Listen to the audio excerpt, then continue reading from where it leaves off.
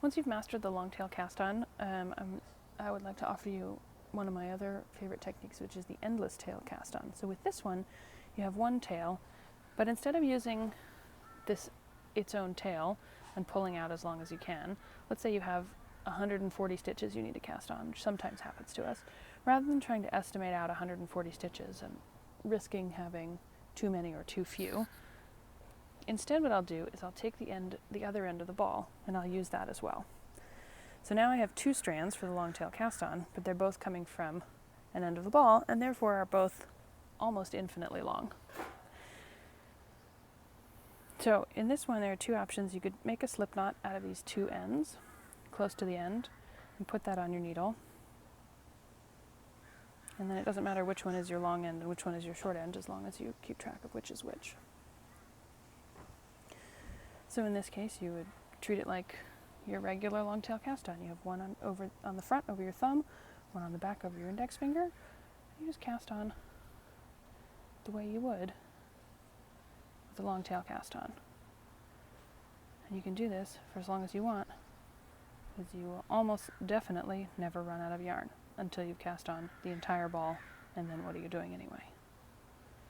So this could go on forever, and you have your long tail cast on. Now what you do with this first stitch is up to you.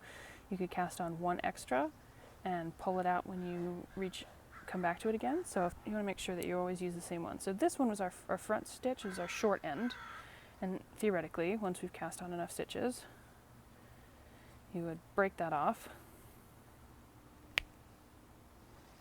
and it leaves you a couple of extra ends to weave in, but the cost benefit is that you don't have to estimate your end. So then when let's say you knit back to that first stitch,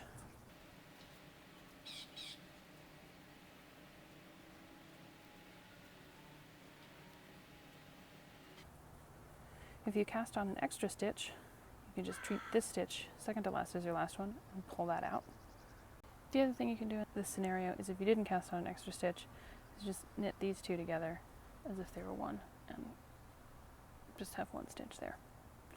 If you don't want to deal with a slip knot at all, you can hold your 2 ends together in your fingers while you have your needle in your right hand, and just begin your cast on without even putting a stitch on your needle. So just cast on just like that, and your first cast on stitch is going to be your first any stitch.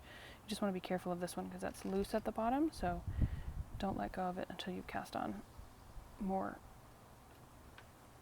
stitches and it's nice and secure.